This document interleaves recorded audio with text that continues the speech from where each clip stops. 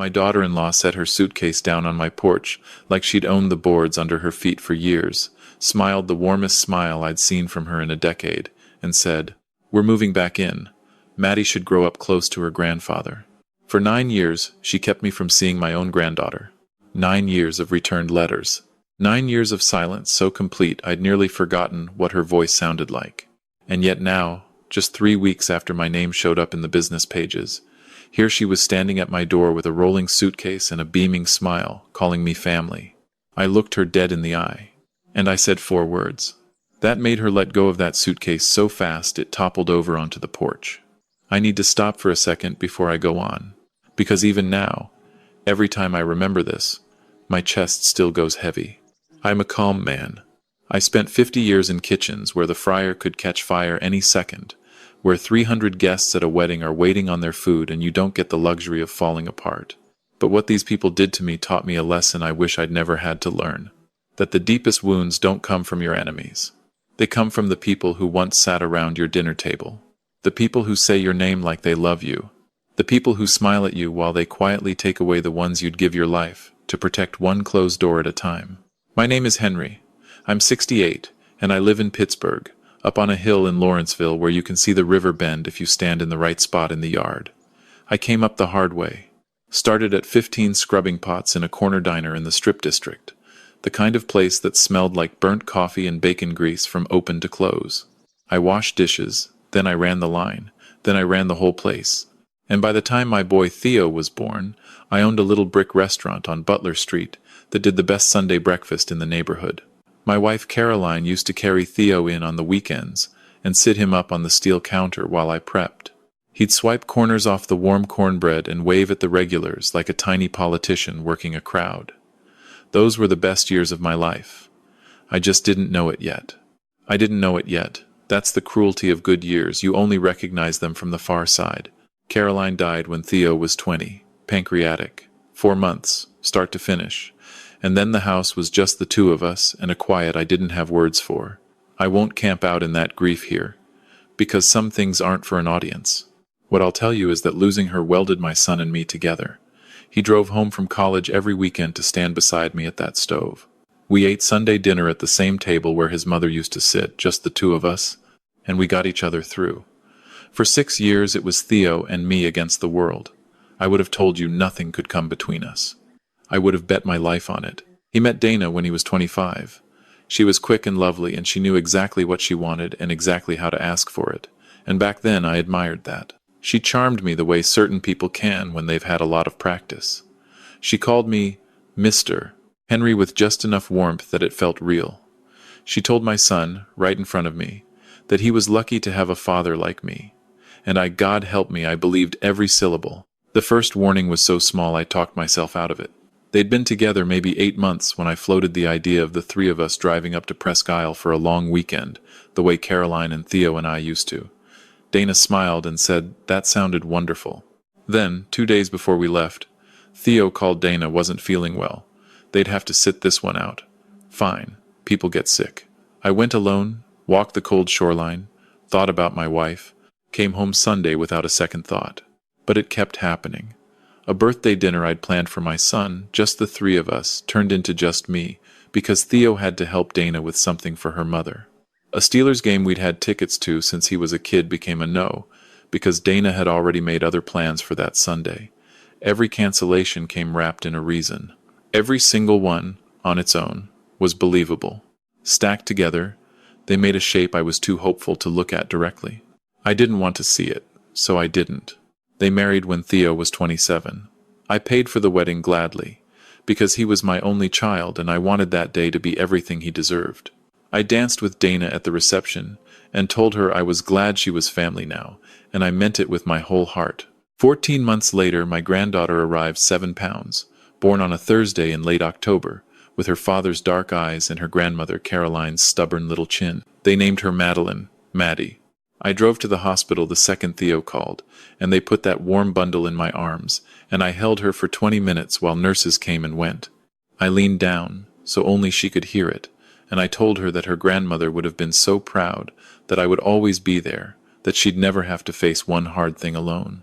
Dana watched me whisper that. From across the room, when I looked up, she was smiling, but something behind her eyes had gone very still. I think about that stillness a lot now. At the time, I thought it was tiredness, a new mother running on fumes. Honestly, if I'd known what it actually was, I don't know what I'd have done differently. You can't accuse someone of a look. You can't take a marriage to court over a face that went quiet for half a second. That's the thing about how it starts. There's never a moment solid enough to point at. The adjustments came fast after that. I'd visit and pick Maddie up the way grandfathers do, swing her a little, get a laugh out of her, and Dana would drift in from the next room, with a careful expression. She just ate, Henry. We don't want her getting sick. When I brought Maddie a stuffed rabbit for her first birthday, Dana mentioned to a room full of guests that she was cutting back on plastic toys for the baby. The rabbit was cloth. I didn't correct her. I just set it on the gift pile and let it go. I let a lot of things go. That was my mistake. When Maddie was nearly 2, I heard something I was never meant to hear. I'd come early for Sunday dinner and let myself in the way I always did, the way Theo had told me to. I was in the hall hanging my coat when I caught Dana's voice in the kitchen, low and certain. She's overstimulated every time he's here. Have you noticed? She cries for an hour after he leaves. Then my son, softer, unsure. She's 2, Dana, she cries anyway. And Dana, smooth as anything, I'm not attacking your father. I just think we should be more intentional about visits. I hung up my coat. I walked in. I said nothing about what I'd heard. I ate dinner. I got down on the floor and played blocks with my granddaughter, and I drove home telling myself it was nothing. A protective new mom. It would pass. It did not pass. Maddie's second birthday was at their house. A Saturday afternoon, the backyard full of kids and parents and a bounce house. I came early to help set up. Somewhere in the middle of it, Maddie came barreling across the grass with frosting on her chin and her arms straight up the universal toddler word for hold me, and I scooped her up without a thought. Dana crossed that yard in about 4 seconds. Henry, she gets so clingy when she's held too much. It makes bedtime harder. So I set Maddie down, and Maddie immediately threw her arms back up and said, clear as a bell, pop, pop. I looked at Dana. Dana smiled, and I stepped back. I stepped back. I've replayed that small surrender 10,000 times. That night Theo called, and his voice had a new quality to it, measured, rehearsed, like he was reading lines someone else had written. Dad, Dana and I have been talking. We think your visits should be a little more structured for a while. Just so Maddie has a consistent routine. Structured how? I asked. Scheduled in advance, so we can prepare her. Theo, I said, I've come to Sunday dinner since before she was born. A silence. I know, Dad, it's not permanent. We just need some space to figure out our parenting. Space. I turned that word over for weeks, as if loving my granddaughter were a thing that required distance. As if I'd done something.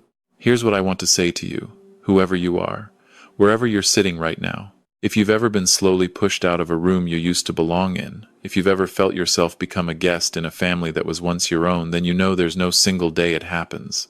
There's no fight, no slammed door, nothing you can name out loud without sounding paranoid. It's 1,000 small, reasonable-sounding adjustments, and by the time you see the whole pattern, you're already standing outside.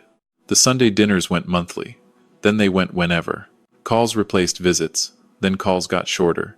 Then Theo started letting them ring to voicemail, and calling back the next day, brisk and distracted, like a man crossing a chore off a list. Maddie's voice vanished from the background entirely, because Theo explained Dana was protecting her schedule, and phone calls disrupted the wind-down routine. She was 3 years old. I tried everything a reasonable man tries. I sent gifts for every birthday, every Christmas. I wrote letters by hand, because I figured Dana might block a call but couldn't argue with paper. I sat across from my son at a coffee shop downtown and asked him, plainly, what I'd done wrong. He looked truly pained. You haven't done anything, Dad. Dana just has a different idea of family boundaries than you're used to. What boundaries? I said. I'm her grandfather. I know, he said. I know it's complicated. He never once explained how. He couldn't explain it, because it didn't make sense. It was never supposed to make sense to me. The last time I saw Maddie before the long silence, she was 4. I'd been allowed, that's the only honest word, to come for her birthday. And she was shy with me. That's the part that cracked me right down the middle. Maddie, who at 2 ran across a yard yelling pop pop, now stood behind her mother's leg at her own party, and looked at me like a face she was straining to place. I crouched down and told her I'd brought her something. She took the gift without stepping closer. Dana rested a hand on her shoulder in a way that looked like comfort and worked like a wall. I drove home and sat in the lot behind my own restaurant for 45 minutes before I could make myself go in. Then came the silence.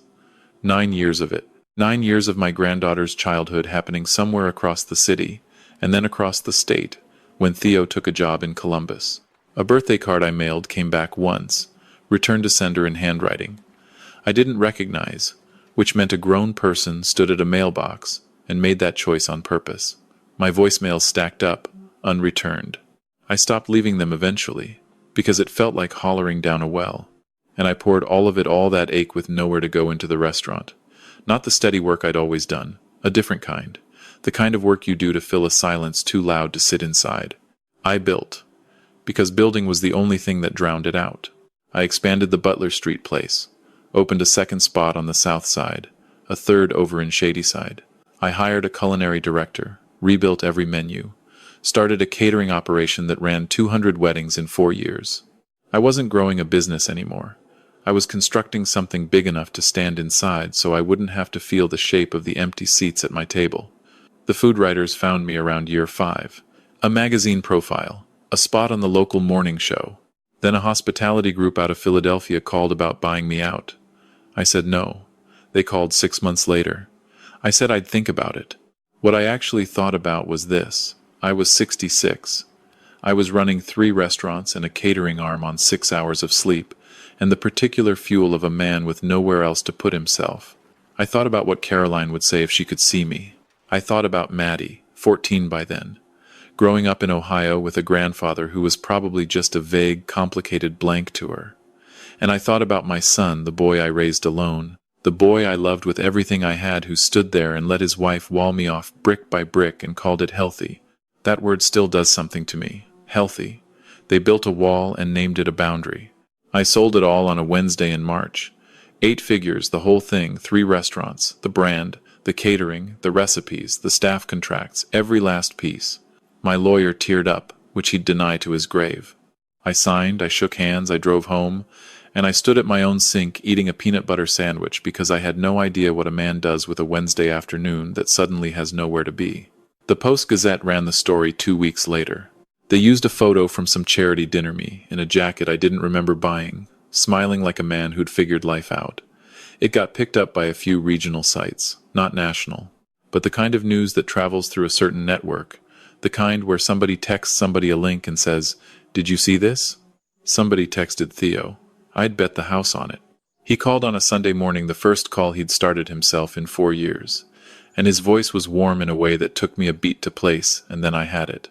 It was the voice he used as a kid when he wanted something and wasn't ready to ask. "Dad, it's so good to hear you. How are you?" "Fine, Theo." A pause. "Dana and I have been thinking about you a lot. Have you?" "Yeah. I feel like things just got away from us. Life gets busy, and you lose track of what matters." I let that hang there in the quiet. "Maddie's been asking about you." That one I flat out didn't believe, but I kept it to myself. "She found some old pictures. You in the kitchen with her when she was little. She wanted to know who you were." And that one landed somewhere soft. My granddaughter had found photographs and not known my face. "I want to be honest with you, because I think you deserve honesty from a man telling you a story like this." Part of me, in that exact moment, wanted to drive to Ohio that night. Part of me was already forgiving everything. That's what longing does. It walks ahead of your judgment and starts unlocking doors before your good sense can stop it. I had to grip the kitchen counter and breathe and remind myself that the boy on the phone had let 9 years pass. The hunger to be let back in is the most dangerous thing a person like me carries. People like Dana are counting on exactly that hunger. "I'd love to see her," I said carefully. "That's actually what we wanted to talk about," Theo said. "We'd love to come down, Dana, me, Maddie. Spend some time if that's all right." "Of course," I said. "Come down. Maybe look at some houses while we're there," he added, too fast. Dana's been saying Columbus doesn't feel right anymore. Pittsburgh always felt more like home. And there it was. There it was, laid out plain on a Sunday morning, the whole thing in a single sentence. They came on a Saturday in September. Theo, Dana, and Maddie, 13 now, nearly as tall as her mother.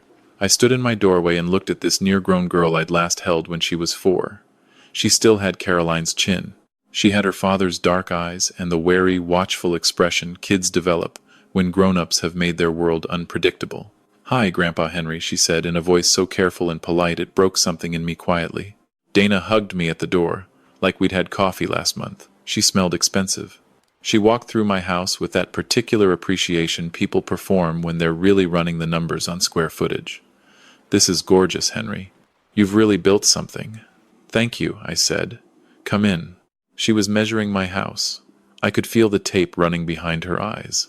We sat in the living room, the 4 of us, and the conversation drifted the way a boat drifts with no wind circling, never landing. Theo talked about Columbus with a tiredness I believed was real. Dana talked about Maddie's school not being the right fit, which may or may not have been true. And Maddie sat at the end of the couch with her phone, glancing up at me now and then with a look I couldn't read, like she was working out a problem nobody had given her the pieces to. Then Dana set her cup down and leaned forward, hands clasped, in the posture of a woman who'd rehearsed the next part. "Henry, we want to be honest with you." There's that word again. Honest. We've been in a hard season. Theo's firm restructured. It's been a lot. And we know you've had this incredible success. And we hoped maybe this could be the moment we come back together. As a family, Maddie needs her grandfather. We both see that now. And Theo, picking up the thread, we were looking at this property out in Sewickley, the one on the water with the dock. It's extraordinary, Dad. Maddie's always wanted to live near the river.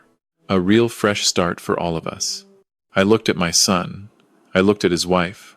I looked at the girl on the end of the couch, gone completely still, staring at the floor with the unmistakable face of a child brought along to something she didn't choose and didn't understand. "How much?" I said. Theo blinked. "What?" "The house in Sewickley." "How much is it listed for?" Dana recovered faster than she always did. $850. But in this market, you could probably get it under 8. And with your resources now, Henry, it wouldn't even. "And your debts," I said. "The restructuring. What does that actually look like?" There was a silence that told me the whole story. Theo studied the carpet. Dana's expression tightened and then smoothed itself back over. "We have some credit issues," she said, with the dignity of someone who's made peace with a number she's ashamed of. "Nothing we can't handle with the right support." The right support. That's what I'd become to them. A line item. A solution with a face. I nodded slowly. And I looked at Maddie, and Maddie was looking back at me now, phone face down in her lap. And what was in her eyes wasn't the coached warmth her parents had carried through my door. It was something real and uncertain. She was trying to figure out who I was. She'd found a picture of a man laughing in a kitchen, and now she was sitting in that man's living room trying to close the gap between the photo and the stranger, and nobody had ever explained the gap to her. Not once. In 13 years. Honestly, that's the thing that settled it. Not the money. Her. "I'd like to talk to Theo alone for a minute," I said. Dana's eyes cut to my son. He nodded. She took Maddie by the hand and walked her out to the back porch. And when they were gone, my son looked at me with the face of a man who's been carrying something heavy for years and feels the reckoning finally arrive. "Tell me one true thing," I said. He was quiet a long time. Then it came. "She told me you were trying to turn me against her, back at the start. The Presque Isle trip, the game tickets, all of it. She said it was you competing with her for my attention. And I was 25, Dad. I was in love. I believed her." "And Maddie," I said. He shut his eyes. Dana said Maddie was too attached. That it wasn't healthy for a kid to need her grandfather that much. That you were filling a hole that should be filled by her parents. He stopped. I asked her once, maybe 4 years in, if we could let you come for Christmas. She cried for 2 hours. Said I was choosing you over her and the baby. I never asked again. I never asked again. My son said those words, and I felt the whole 9 years land at once. "Did you know," I said, "when you drove down here today, did you know this trip was about the money?" He didn't answer, which was its own answer. "Theo," I said quietly, "I want to show you something." And I went to the desk in my study and came back with a folder, and I set it on the coffee table between us. Inside were letters on official letterhead. Statements. Signed documentation. He picked up the first page and read it. Then the next. And his face changed the way the sky changes before a storm slow, And then all at once, "Dad," he said, barely above a whisper, "what did you do?" "I gave it away," I said. "Most of it, over the last month. The Greater Pittsburgh Community Food Bank, the Alzheimer's Association, 3 full scholarships at the Culinary Institute downtown, in your mother's name, so her name outlives all of us. I kept enough to live on. And I set up one thing more, a trust, for Maddie's education, that comes to her at 18 no matter what anyone else does, paid out directly, where no one but Maddie can touch it." Theo stared at the papers in his hands. "You knew we were coming." "I knew someone was coming," I said. "When you hadn't called in 4 years, and the story ran, and suddenly you were on the phone Sunday morning asking how I was, I knew someone was coming. The house in Soakley, son, you'll have to find another way." He sat back. He didn't look angry. He looked exhausted in a way that went down to the foundation of him, like a man who'd been standing at the edge of something for years, and had finally just stepped off into the open air. "She's going to leave me," he said, almost to himself. "When there's no money, she's going to," and he stopped. "Maybe," I said, "or maybe she'll surprise you. I don't know your marriage, Theo. I was never allowed to know your marriage. I let that sit. But I know Maddie is 13, and she found a picture of me and didn't know my face, and I can't buy that back. Not with everything I sold, and not with a fraction of it. So I chose to do something with the money your mother would have been proud of. Something that helps families stay together, instead of buying my way back into one that was paid to keep me out." And my son cried, quietly, the way men of his generation cry, like they're apologizing for it the whole time it's happening. And I sat there and watched my boy come apart. And I felt grief and love and anger, all knotted together so tight I couldn't pull one loose from the others. So I didn't try. I just let them all be true at once. "What do I do?" he said. "That's not mine to answer," I said. "But I'll tell you what I want. I want to know Maddie, whatever that looks like now, whatever she's comfortable with. I want the chance to be her grandfather while there's still time for it to mean something to her. Not because of money, not because you need a thing from me, because she's Caroline's granddaughter, and she deserves to know where she comes from." He nodded, no words left in him, and I walked out to the back porch. Dana was on her phone. Maddie was standing at the edge of the garden, looking at the hydrangeas, the ones Caroline planted before she got sick, the ones I'd kept alive through nothing but stubbornness for 15 years. I walked over and stood beside her, and she didn't step away. She didn't step away. After everything, that small thing undid me. "My wife planted those," I said. "Your grandmother. Before you were born." Maddie looked at the flowers a while. Then she said, "I found a picture of you, from when I was little. You were holding me and laughing at something." She paused. "You looked happy." "I was," I said. "You were the best thing that happened to me in years." She was quiet. Then, "Why didn't you ever come see me?" And there it was. The question she'd carried onto that couch. The question every adult in her life had dodged for 13 years. I thought hard about what you tell a 13-year-old who deserves the truth but doesn't need her whole family demolished in one afternoon. "Sometimes grown-ups make choices that kids have to live with," I said. "And those choices aren't always fair. What I need you to know is that I never stopped thinking about you. Not one single day." She looked at me a long moment with those serious dark eyes. And then she said, "Can I see the kitchen? Dad says you used to make really good biscuits." I laughed. It came up out of me before I could stop it, real and sudden, and flooded with something that felt like relief after 9 years of holding my breath. "I still do," I said. "Come on." We went inside and I showed her how to cut the butter in cold, how to fold it through the flour, why you barely work the dough so it stays tender. She stood at my counter and concentrated exactly the way her father used to, bottom lip tucked in, dead serious about getting it right. Dana came in at some point and watched from the doorway. I didn't look at her. I was busy teaching my granddaughter something that had been waiting 9 years to be taught. This is the part I keep coming back to, and I think it's the whole lesson, so let me just say it to you straight. What that woman understood, what she built her entire strategy on, was that love makes you easy to manage. She bet that my longing for my family would make me desperate enough to accept any terms, pay any price, swallow any humiliation just for the chance to be let back in. People like her do the math on your grief and they name their price accordingly. And here's the mistake almost everyone makes, the one I almost made myself. We believe the only way to get the people back is to pay whatever they're asking. But the day you decide your dignity is worth more than their terms is the day their whole plan stops working. The money means nothing if the only thing it can buy is access to people who were supposed to love you for free. So here's the one thing I'd ask you to do today, if any of this landed.